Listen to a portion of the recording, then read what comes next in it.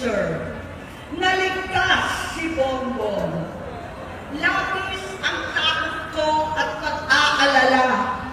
Kinausap ko siya at nagsabi siyang talagang siya ay nagbabago na. Muli at lagi, hindi ako nawalan ng pag-asa. Ako'y naniwala ulit. Mula noon, ang natatanggap ko na lang na balita tungkol sa kapatid ko ay regular na magpapadoktor. Kaya kumalma naman ako. Inisip ko, totoo, dahil na-opera na ang tuhod niya sa gout. Siguro, totoo na ito.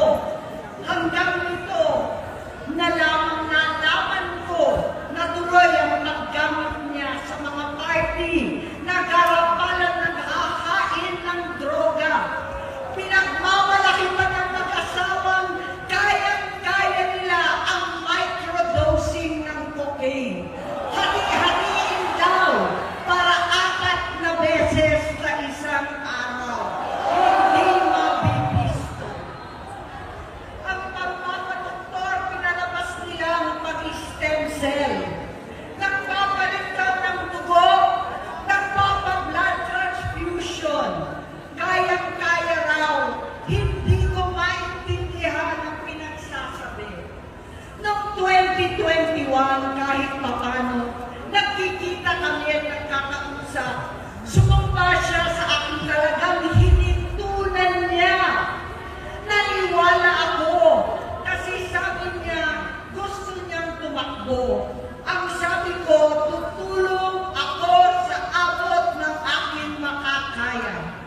Ipinakilala ko si Bongbong kay Inday. Naging magkatandem sila. Pagkatapos noon ay biglang hindi na niya ako ulit kilala. Kahit si Inday, nagtataka, bigla ko na itsapwera. Kahit ganon, nangampanya pa ako para sa kanya. Kahit si Inday na lang ang aking nakakausap.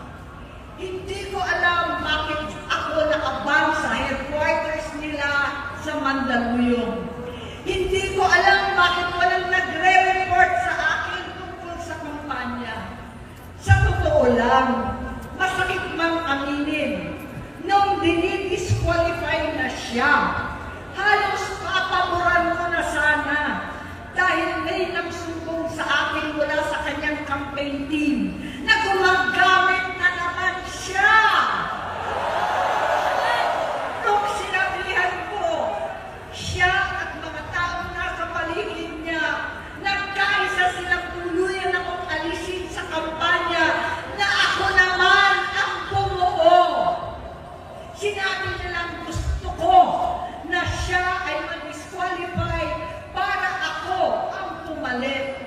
Hindi totoo yun! Iniisip ko ang kalagayan ng aking kapatid at paano siya magsisilbi kung ganyan ang kalagayan niya. Pero pinaparating sa akin na hindi siya lulong at minsan na lamang tuwing nagpa-party.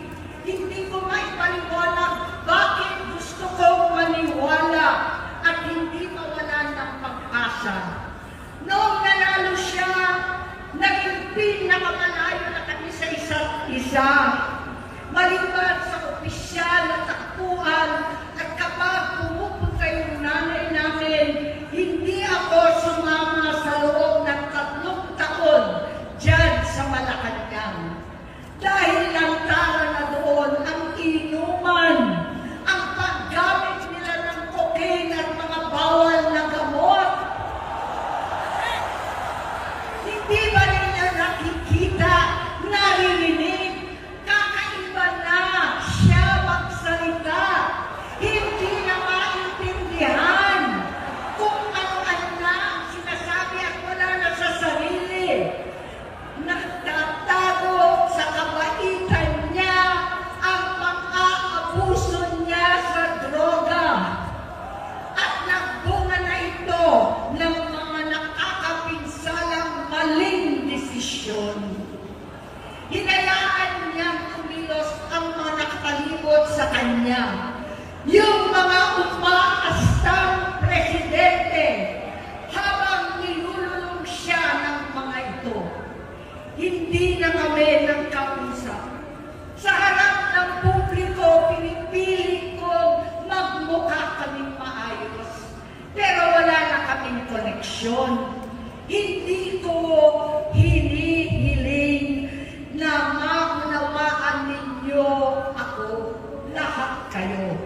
Sa palagay ko, ang makakaunawa lamang sa akin ay ang mga pamilya may pinagdaanan sa adiksyon, sa inom, sa sugal, sa alak, sa bisyo, higit sa lahat, sa droga.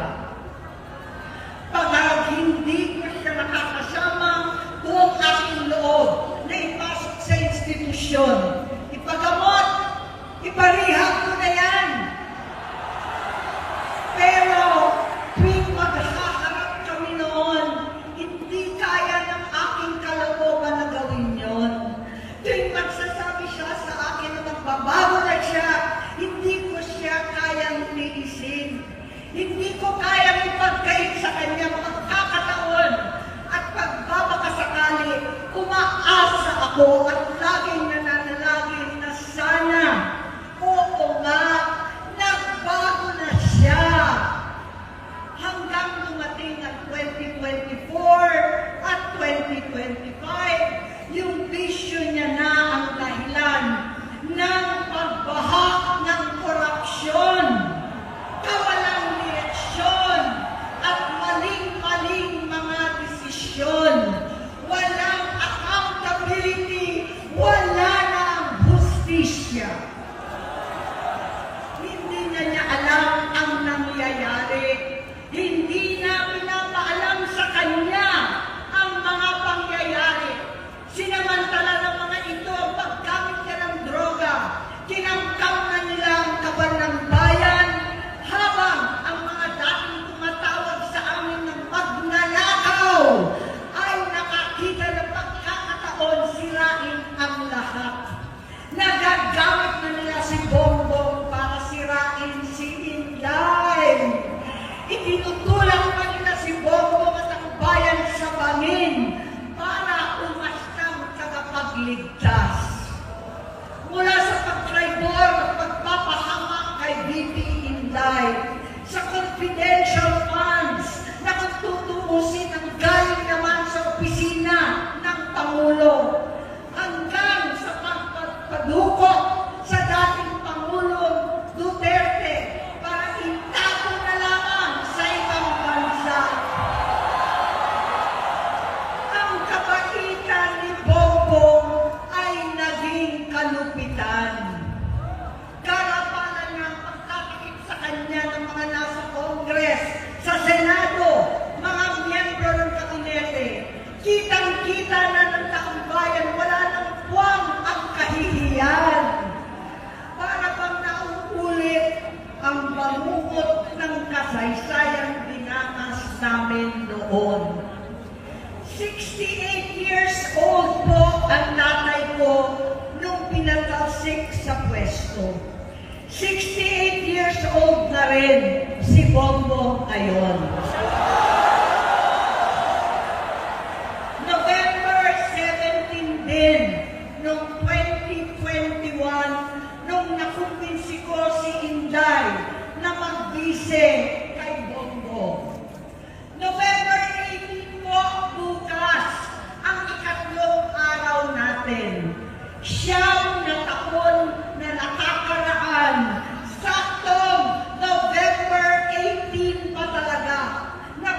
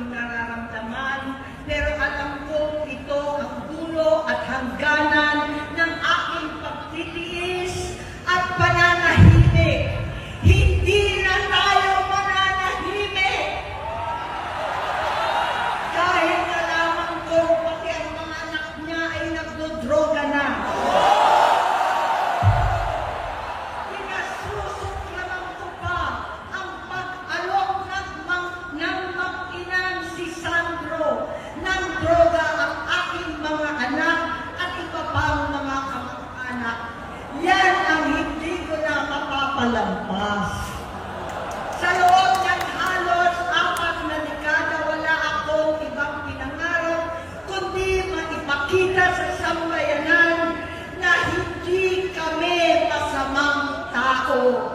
Hindi masama ang pamilya Marcos.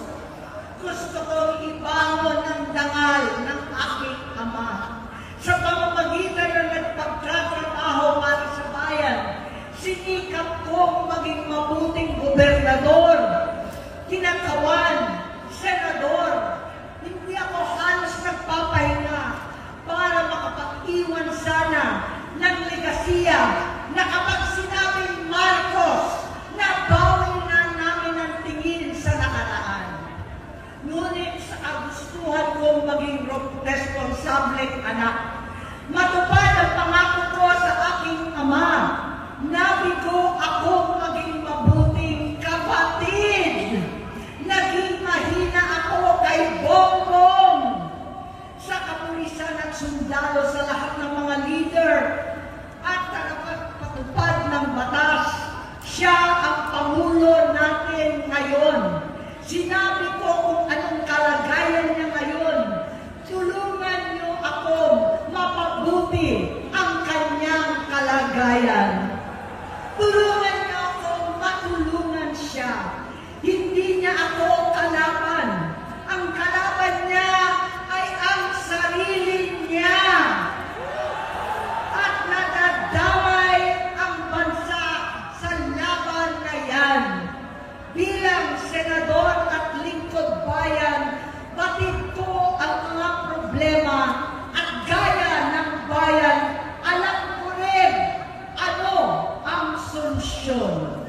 Sa pagkakawatak-watak, patuloy na pamumulitika, pagnanasa sa kapangyarihan ng mga talunan naman, kabuluhan sa Mindanao, alanganing gyera sa China at Estados Unidos, kawalang pananagutan sa flood control scam, karapalang kahiman, panggigipit sa hindi kaalyado, pagkakanulo sa kapwa Pilipino, pagdakip sa dating Pangulong matandang may sakit upang ihagis lamang sa bansang dayuhan, pagsadsad ng piso, paglaganap ng gutom, paghihingalo ng ekonomiya, at pagsasawalang bahala sa taong bayan.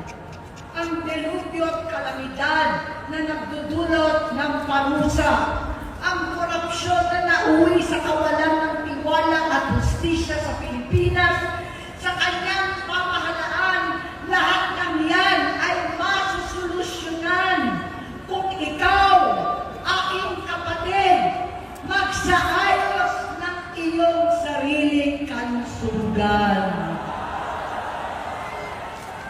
Kapag humupa ang ingay sa politika, kapag umuwi na kami sa aming pamilya, hindi bilang senador, kundi bilang ate, bilang si Manang Aimee ni Bonget, kaya ito sasabihin sa harap ng taong bayan, sa harap ninyong lahat at sa harap ni Bongbong.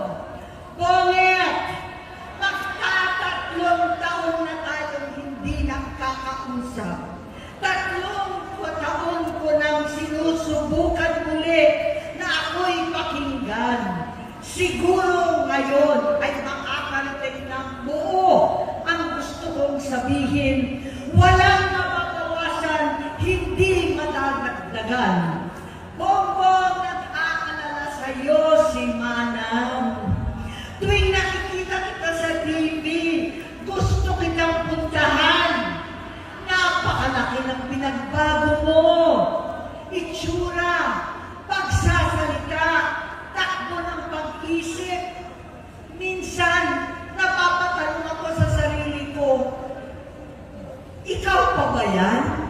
Si Bongbong ba talaga yung nakikita ko? Pero ako, aling ko, ako pa rin ito. Ako pa rin ang ate mo na tumayong ama't ina sa inyo sa ibang bansa. Ang kasama mo sa sumubok na sanggain lahat ng sakit para sa iyo. Ang kapatid mo na hindi ko kailangan kailangan hingan ng tawad dahil agad ka nang iniintindi at tatanggapin dahil mahal kita. Nasa Bagong Tipan, kay Lucas, Kapitulo 17, versikulo 3 hanggang 4. Kung magkasala ang iyong kapatid, sawayin mo siya. At kung siya'y magsisi, patawarin mo siya.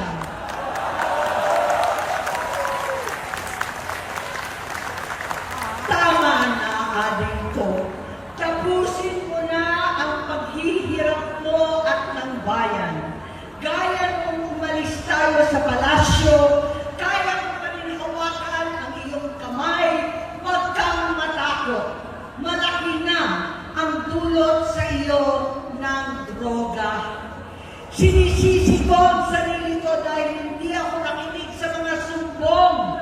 Hindi ako nakialam. Hindi ako maniwala. Pero hindi pa huli ang lahat.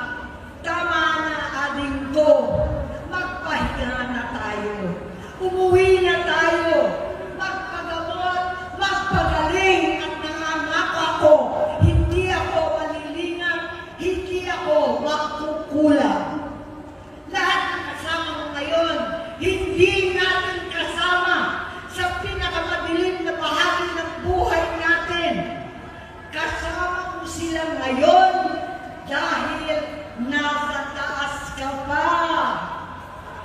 Ako at ang ating mga tunay na kapatid dito sa Luneta ang kasama mo. Kahit magdilim ulit ang lahat. Talikuran mo ang iniisip at ibinubulong lang ang misyon.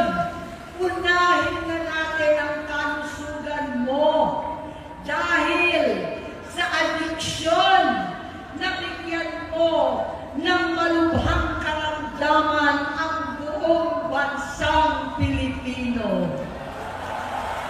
Matatanda na tayo, sakitan na si Mami, alagaan na lang natin ang isa't isa. Kaliwat kanan man ang pagbuhusga sa akin, malinaw sa aking puso na dapat mauna ang Diyos, ang bayan, pamilya at sarili. Hanggang sa mga oras na ito, Bonget, gusto kong malaman mo na hindi kita sinusukuan. Hindi ko kakayanin kung mapapahamak ka. Kaya hinihingi ko na tayo'y umuwi na, mamahinga, alam sa iyong kalusugan. Kaya ko mabigo at mawala sa iyo ang posisyon, pero hindi ko kayang mawala ka sa amin. Ayusin mo ang sarili mo. Magpagamot, alisin ang droga sa iyong sistema. Wala akong ibang gusto kundi gumaling ka, malagpasan natin ito muli. Dahil wala akong ibang hinahangad bilang ate, kundi maging masaya ka, maging ligtas sa panganib, malusog, matagumpay sa buhay. Itama ang mali, labanan ang adiksyon, at ako hindi kailanman aalis sa iyong tabi. Susuporta at hindi titigil manalangin kasama ninyo dito sa Luneta at sa buong mundo. Dahil iyon naman ang tungkulin at ibig sabihin ng salitang kapatid, kapatid, mabuhay kayo mga kapatid. Maraming salamat po, Senator Amy